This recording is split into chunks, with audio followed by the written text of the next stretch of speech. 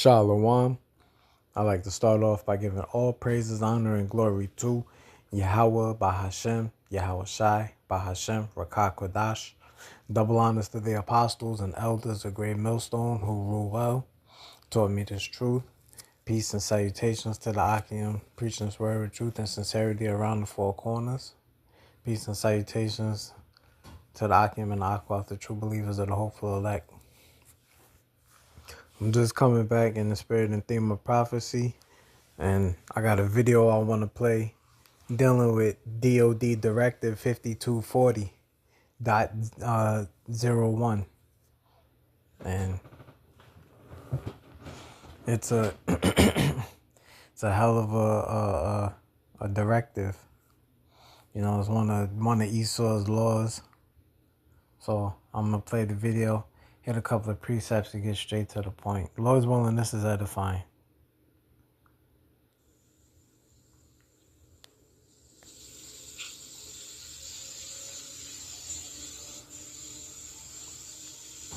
The video is from the YouTube handler Arrows of Indignation. He puts out very good videos, so I suggest you subscribe to him and get edified and get informed as well.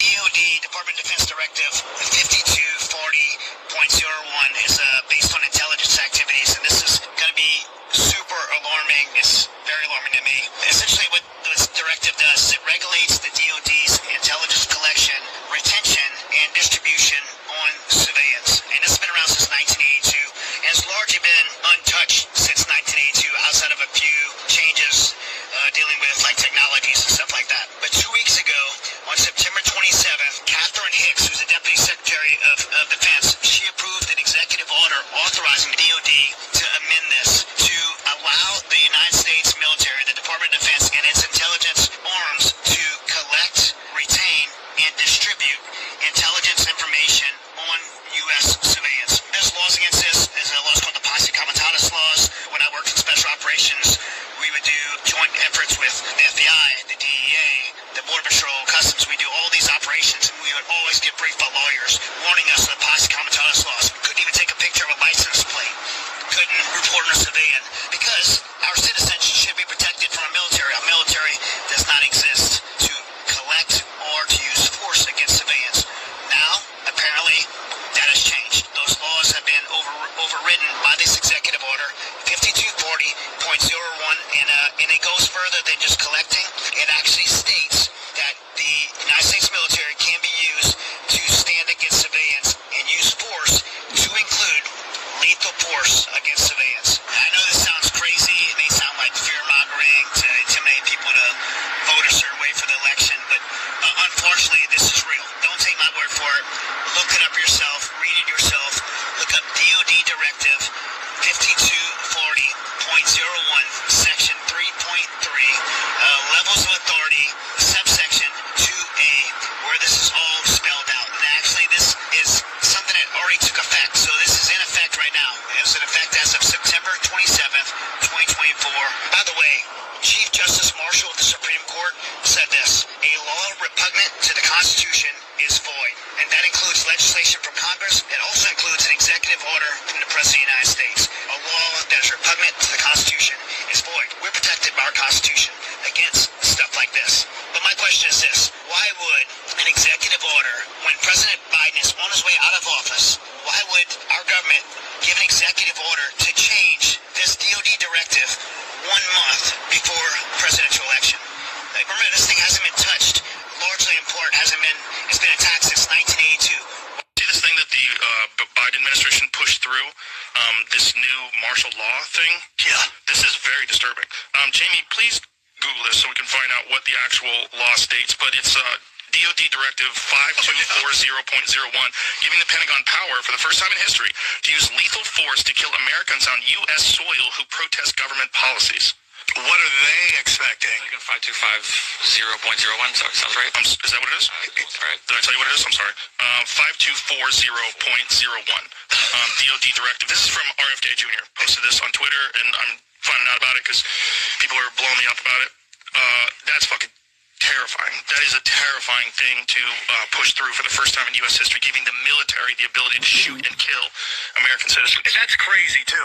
It's interesting because with the Smith-Mundt Modernization Act and stuff like that, it's almost like they kind of, in a weird way, just make it legal what they're already doing. What is that? The Smith Modernization Act? The Smith-Mundt Modernization Act that Obama pushed through, which basically made it so it was legal for the U.S. government to use propaganda against its citizens, which they were already doing in different ways through CIA and all that stuff. So it sounds like we can legally do it. You can't sue us now. How crazy is it that it's legal to lie?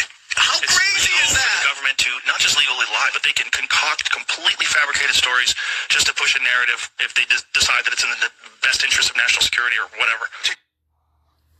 Yeah, you see. So, and what they're saying is true, because when you look it up, I went to Google and said, "What is DoD directive?" I said, "What is DoD directive 5240?"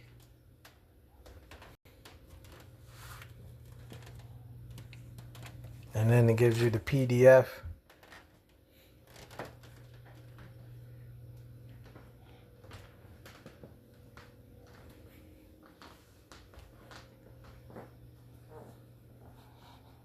Oh, Salakia.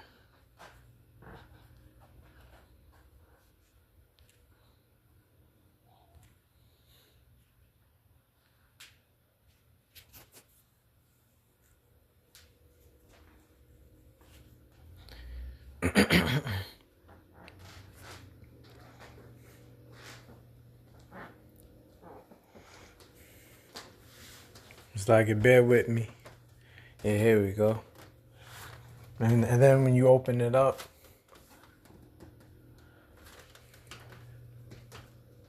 and he said to go to 2A.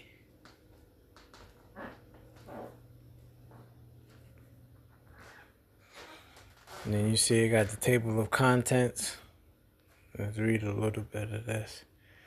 It says DoD intelligence and intelligence-related activities and defense intelligence component assistance to law enforcement agencies and other civil authorities. So all you gotta do is go on Google. I'm not gonna read it for the interest of time, but all you gotta do is go on Google and type in DoD Directive 5240.01. And it'll give you the PDF to it. And you just open it up and read it for yourself. See Section 1, General Insurance Information. You got the policy and whatnot. Section 2, Responsibilities. So on and so forth.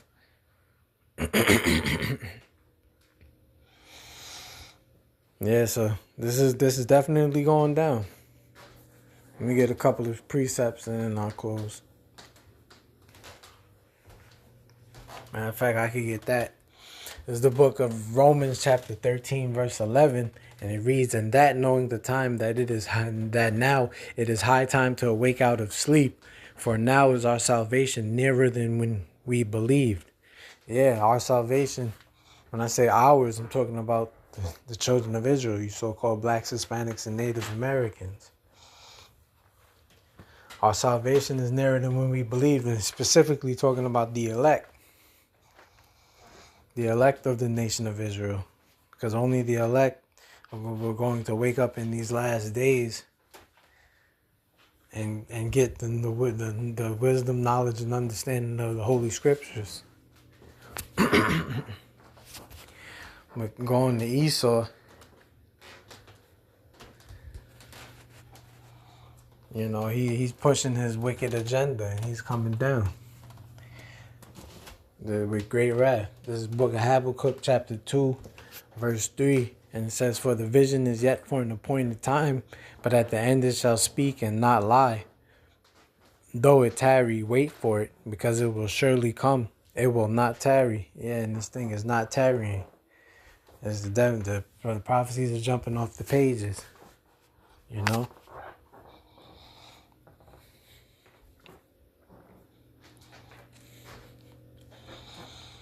And you get the book of Isaiah, the 10th chapter. This is the book of Isaiah chapter 10, verse 1. And it reads, "Woe unto them that decree unrighteous decrees, and that right grievousness which they have prescribed, to turn aside the needy from judgment, and to take away the right from the poor of my people, that widows may be their prey, and that they may rob the fatherless. Yeah, this is what Esau does. He makes unrighteous decrees like this DoD directive, giving the military the right to delete U.S. citizens on U.S. soil. So they're just showing you that they're coming down with great wrath, man. You know, like it tells you in the book of Revelation, how the beast had, I believe it's the 13th chapter, how the beast had two horns as a lamb, but it spake as a dragon. Esau going to show his people that don't know about Esau, they're going to learn about him soon enough, because he's going to show his true horns and him being the devil that the Bible speaks of. Verse 3, and what will ye do in the day of visitation, and in the desolation which shall come from far? To whom will ye flee for help, and where will ye leave your glory? Yeah, what are you going to do in the day that Yahweh Shai comes and visits you? Yahweh Bahashem Yahweh Shai comes and visits you. Because you best believe that that's going to take place. That's where our salvation is nearer than when we believe.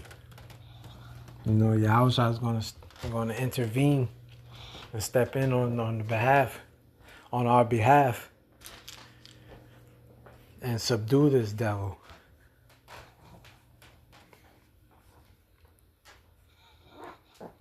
It's the book of Revelation, chapter 12, verse 12. It says, therefore rejoice, ye heavens, and ye that dwell in them. Woe to the inhabitants of the earth and of the sea, for the devil is come down unto you, having great wrath, because he knoweth that he hath but a short time. Yeah, Esau know he got a short time. The devil that this precept talking about is talking about Esau. The Satan-like man. And he's coming down with great wrath because he knows that he has but a short time. He knows that the prophecies in the Bible are coming to pass, and that when Yahweh Shai returns, it's a wrap for him and his people. And I'm talking about the global elites. They know that the scriptures is true. It's only the regular people, you know, your average American, that don't think that the Bible is true. We know that these words are true, faithful and true, you know? Like it tells you in Romans, the 3rd chapter, for what if some did not believe? Shall that make the effect? Shall that make the will of the Most High without effect? And it says, God forbid. The Most High is true and every man is a liar. These words are going to come to pass. Let me get,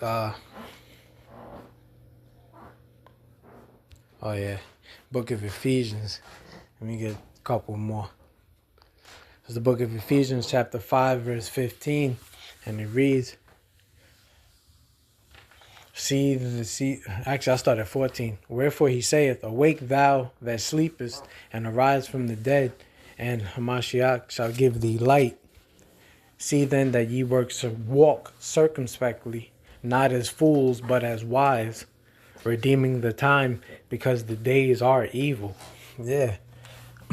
Make sure you're walking circumspectly, because while people are partying and BSing around, you know, trying to live their best life, the devil is out here creating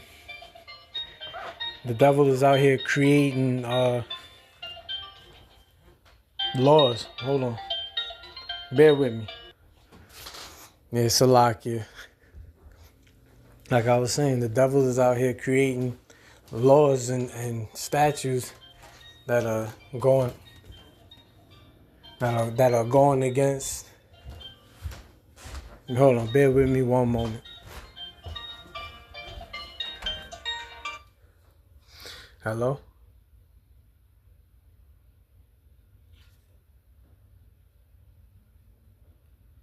Hello?